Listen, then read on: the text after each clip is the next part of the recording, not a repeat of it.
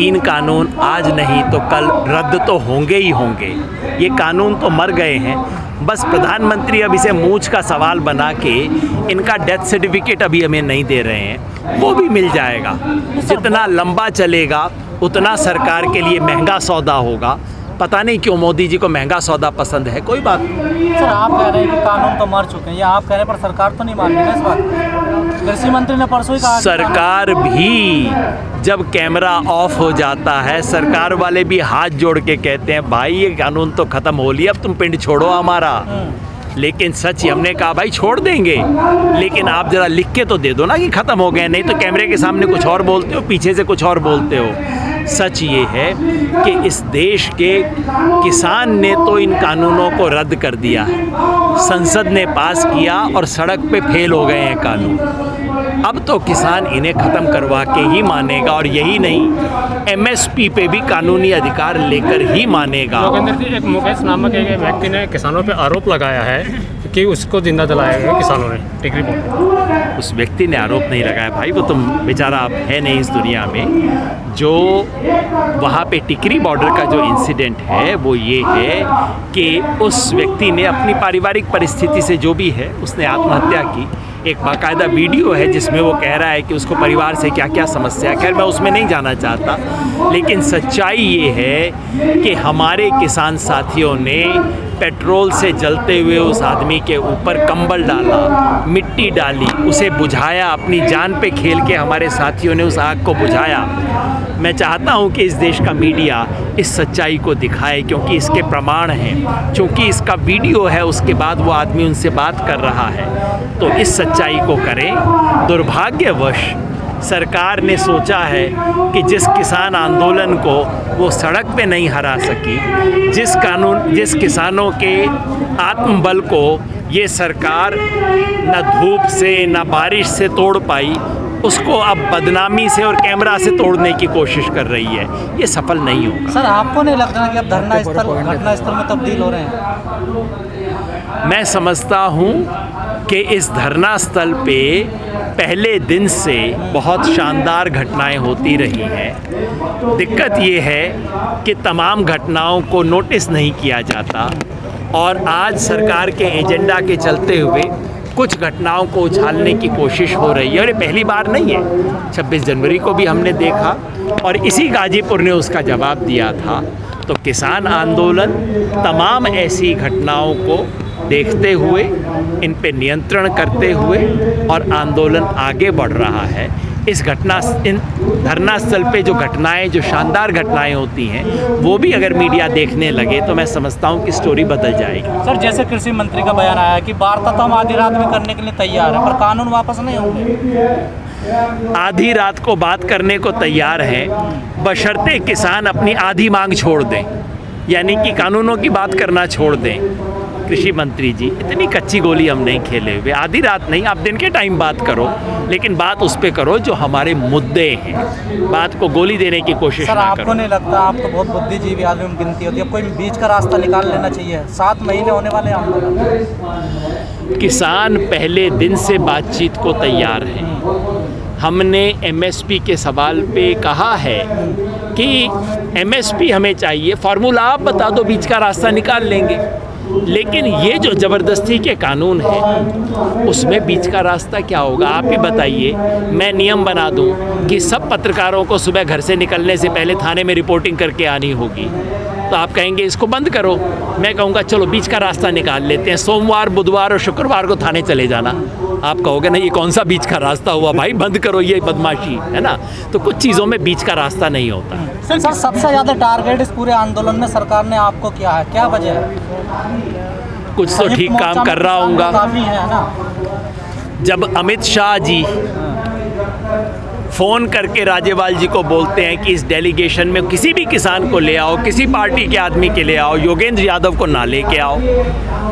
जब रविशंकर प्रसाद press conference करके मुझ पे हमला करते हैं, जब योगी जी अपने इंटरव्यू में बार बार मेरा नाम लेके मुझे हमला करते हैं, तो मुझे भरोसा हो जाता है कि मैं ज़रूर कुछ अच्छा काम कर रहा हूँ। बहुत धन्यवाद करता हूँ मैं उनका। फिर जब कांग्रेस के एमपी बिट्टू जी लोकसभा में खड़े होकर मेरा नाम लेके मेरा विरोध करते हैं तो फिर मेरा जो विश्वास है गाढ़ा हो जाता है कि फिर तो मैं बहुत ही ठीक काम कर रहा हूँगा।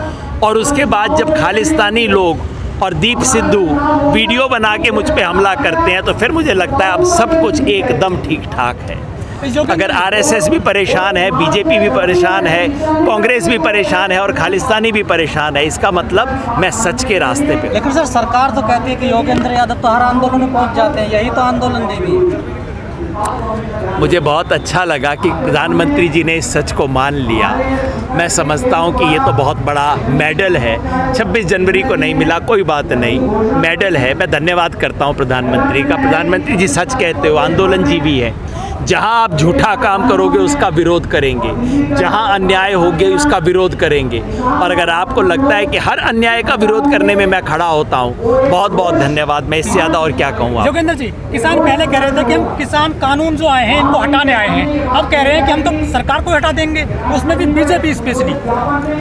ये तो बीजेपी वाले ज़बरदस्ती हमसे काम करवा रहे हैं। हम तो आज भी कानून हटाने को तैयार हैं और कानून हटाना ही चाहते हैं।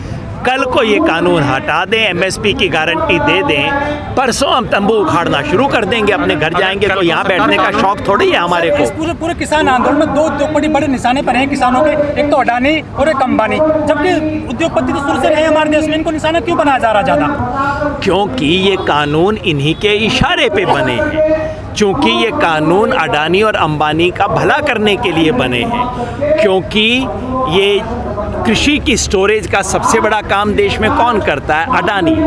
और इसकी जो एग्री रिटेल का काम कौन करेगा? अंबानी। क्योंकि पिछले 1 साल में इस देश के हर परिवार की आमदनी घटी है, लेकिन अंबानी और अडानी का साम्राज्य दुगने से ज़्यादा बढ़ा है, इसलिए नाम लेते हैं। सर 2014 में मोदी जी आए थे, कहा था कि हम जो विदेश में काला धन है उसकी एक पाई देश में ले आएंगे। लेकिन सर 7 साल के दौरान वो जो काला धन है वो लगभग 250% बढ़ गया है। क्या मोदी जी रास्ता भटक गए हैं? वो तो ठीक रास्ते पे थे, देश भटक गया था, अब देश को सही बात समझ आ गई है। मोदी जी तो पहले दिन से जिस रास्ते पे थे उसी पे हैं। स्विट्ज़रलैंड के बैंक में पैसे बढ़ रहे हैं, अडानी अंबानी का साम्राज्य बढ़ रहा है। मोदी जी तो जो काम करने आए थे उसी पे टिके हैं।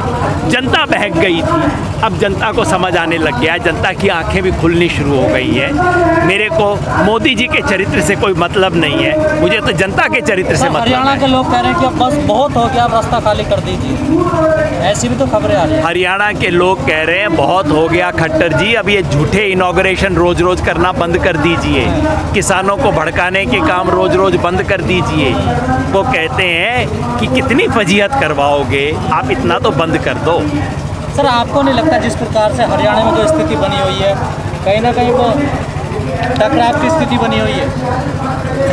हरियाणा में स्थिति बनाई जा रही है सरकार के द्वारा, इनके स्थानीय गुर्गों के द्वारा और इनके समर्थित मीडिया के द्वारा एक ऐसी स्थिति बनाई जा रही है। किसान शांति के पक्ष में है, किसान अहिंसा के पक्ष में है, किसान लोकतांत्रिक तरीके से संघर्ष करना चाहते हैं और बीजेपी और इनके दलाल चाहते हैं कि इसमें कहीं हिंसा हो जाए, किसान होने नहीं दे रहे। कहाँ नजर आती है? किसी ऑफिस की अगर नींव रखी जाती है उसे उखाड़ दिया जाता है, हेलीकॉप्टर को नहीं उतरने दिया जाता है, कोई सांसद एमपी उतरता है उसका विरोध किया जाता है, ये शांति थोड़ा ही नजर आती है सर। अगर शांति का मतलब ये है कि सरकार मेरी छाती के ऊपर पांव रख के खड़ी रहे और मैं उनको नमस्ते करता रहूं, तो वो शांति नहीं है। हमने कहा है कि कोई हिंसा नहीं होगी, शांतिपूर्वक लोकतांत्रिक तरीके से विरोध किया है, करेंगे। इनको हमने पहले दिन बोला था किसान या कुर्सी दोनों में से एक चुन लो, इन्होंने कुर्सी चुनी है, किसान को छोड़ा है। किसान इनको मतलब तो बताएगा। ऐसी स्थिति यूपी में नहीं बन रही है। जो हरियाणा में बन रही है। धीरे धीरे सरकार यूपी दोनों में भी जगह बनेगी और पूरे देश में बनेगी। एक एक करके किसान आंदोलन एक साथ पूरे देश में कभी भी खड़ा नहीं होता है। ऐसी स्थिति जो हरियाणा पहले पंजाब में थी, कहते थे सिर्फ पंजाब का आंदोलन है, फिर हरियाणा में बन गई, कहते सिर्फ हरियाणा पंजाब का है, फिर उसके बाद पश्चिमी उत्तर प्रदेश और राजस्थान में बनी, कहते नहीं बस कुछ पड़ोसी इलाकों का है। धीरे धीरे पूरे देश का आंदोलन बन रहा है। जो स्थिति आज हरियाणा के मुख्यमंत्री की है, 2-4 महीनों में उत्तर प्रदेश के मुख्यमंत्री की भी वही अवस्था होने वाली है। जैनुनी जी को कहना पड़ा था कि यूपी के किसान क्या कर रहे हैं, आपने भी सुना होगा बयान। वो उनका ओपिनियन होगा। मैं तो समझता हूँ यूपी के किसान जम के इस आंदोलन में है। यूपी बहुत बड़ा प्रदेश है, कोई रातों रात चुटकी बजा के खड़ा नहीं हो जाएगा, लेकिन जब खड़ा होगा तो कोई उसको बैठा नहीं सकता। सर एक आखिरी सवाल, राकेश टिकैत जी से मिलने जा रहे हैं, क्या कोई नई रणनीति बनाई जाएगी क्या? मैं तो मिल के आया हूँ भाई उनके साथ, अभी मिल के आया। क्या हाँ बातचीत हुई है? टिकैत जी को मिल के आया और ये सोचा है कि ये सरकार जिस बेशर्मी और ढिठाई पे आई हुई है, इसका जवाब देने के लिए हमें लंबी मोर्चे की तैयारी यहाँ करनी होगी और लंबी लड़ाई की तैयारी पे हम सब लोग लग गए। योगेंद्र जी, हरियाणा में जो विरोध है वो खट्टर दुष्यंत चौटाला का ज़्यादा विरोध है, नहीं कि हरियाणा की जो गवर्नमेंट है भाजपा की उनका, ऐसा क्यों है? खट्टर मुख्यमंत्री हैं, दुष्यंत चौटाला उप मुख्यमंत्री हैं। इन प्रतीकों का विरोध नहीं करेंगे तो किसका विरोध बात करेंगे? तो ये ना, मुख्यमंत्री से ज़्यादा दुष्यंत चौटाला का विरोध। सर क्योंकि जो उप मुख्यमंत्री हैं वो अपने आप को किसान का प्रतिनिधि बताने की कोशिश करते हैं। हम तो कहते हैं भाई अपने आप को देवीलाल का वंशज कहना बंद कर दो, हम आपका विरोध नहीं करेंगे।